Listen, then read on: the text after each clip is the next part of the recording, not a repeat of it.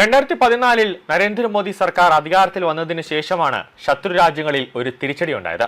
ശത്രുരാജ്യങ്ങളുടെ ഏറ്റവും പ്രധാനം അവർക്ക് ഏറ്റവും കൂടുതൽ ഇഷ്ടം അല്ലെങ്കിൽ അവർക്ക് ഏറ്റവും കൂടുതൽ താല്പര്യമെന്ന് പറയുന്നത് രാഹുൽ ഗാന്ധി എങ്ങനെയെങ്കിലും പ്രധാനമന്ത്രി പദത്തിലേക്ക് എത്തുക എന്നുള്ളതാണ്.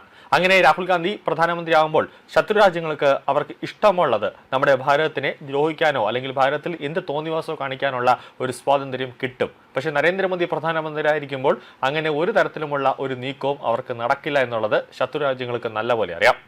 അതുകൊണ്ടാണ് ഇപ്പോൾ ഡൽഹിയിൽ നടക്കുന്ന ഈ കലാപങ്ങളെല്ലാം തന്നെ അത് മോദി സർക്കാരിനെ താഴെ ഇറക്കാൻ വേണ്ടിയാണ്. അല്ലാതെ നീറ്റ് വിഷയത്തിൽ ഉണ്ടായ ഒരു പ്രതിഷേധമൊന്നുമല്ല ഡൽഹിയിൽ ഇപ്പോൾ കാണിക്കുന്നത്. ഒരു പ്രശ്നം ഉണ്ടാക്കാൻ വേണ്ടി ഇവർ ഇങ്ങനെ കാതോർത്തിരുന്നു. അങ്ങനെയാണ് ഇവർക്കൊരു നീറ്റ് ഒരു വിഷയം അങ്ങനെ അവർക്കൊരു പിടിവള്ളിയായിട്ട് കൈ കിട്ടിയത്. നിലവിൽ ഡൽഹി കലാപത്തിൽ ഗൂഢാലോചനയുടെ പ്രഭവ കേന്ദ്രമായി കേരള ഹൗസ് മാറിയിരിക്കുന്നുവെന്നാണ് ലഭിക്കുന്ന വിവരം. അതായത് ഭാരത വിഭജനം ഉൾപ്പെടെ മുദ്രാവാക്യങ്ങളുമായി പാറ്റാ പാർട്ടി നടത്തുന്ന കലാപ സമരത്തിനുള്ള ഗൂഢാലോചനയ്ക്ക് സൗകര്യം ഒരുക്കി നൽകുന്നത് കേരള സർക്കാർ തന്നെയാണ്.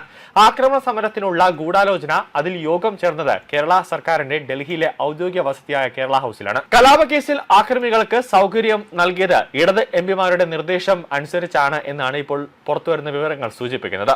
ഗവർണർ, അതോടൊപ്പം തന്നെ ജഡ്ജിമാർ, മുഖ്യമന്ത്രി, മന്ത്രിമാർ, എംപിമാർ, MLA മാർ, ജനപ്രതിനിധികൾ, ഉന്നത ഉദ്യോഗസ്ഥർ തുടങ്ങിയ ഔദ്യോഗിക ആവശ്യങ്ങൾക്ക് ഡൽഹിയിൽ എത്തുന്നവർക്കും ഔദ്യോഗിക ആവശ്യങ്ങളുമായി എത്തുന്ന മലയാളികൾക്കും താമസിക്കാനായാണ് കേരള ഹൗസ്.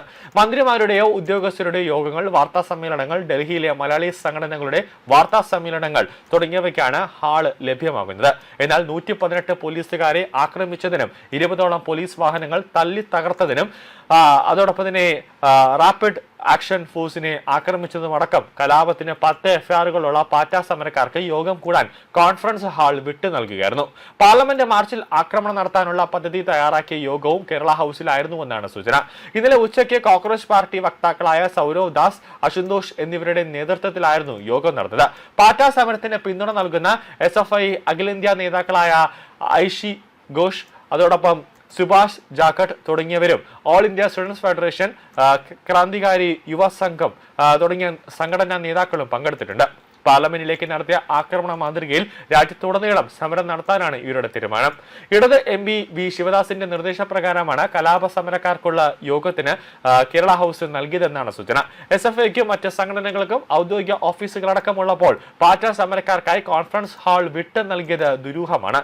സംസ്ഥാന പോലീസ് മേധാവി റവാഡ ചന്ദ്രശേഖർ, ജഡ്ജിമാർ, മന്ത്രിമാർ ഉൾപ്പെടെ കേരള ഹൗസിൽ ഉള്ളപ്പോഴാണ് കലാപ സമരത്തിൽ പങ്കാളികളായവർക്ക് യോഗം ചേർന്ന് ഗൂഢാലോചന നടത്താൻ കേരള ഹൗസ് വിട്ട് നൽകിയതെന്നാണ് ലഭിക്കുന്ന സൂചനകൾ. സാധാരണക്കാരായ മലയാളികൾക്ക് റൂം വേണമെങ്കിൽ കേരള ഹൗസിന്റെ ഉടമസ്ഥത കൈകാര്യം ചെയ്യുന്ന ജനറൽ അഡ്മിനിസ്ട്രേഷൻ പ്രോട്ടോകോൾ വിഭാഗത്തിന്റെ അനുമതി മുൻകൂർ വേണം.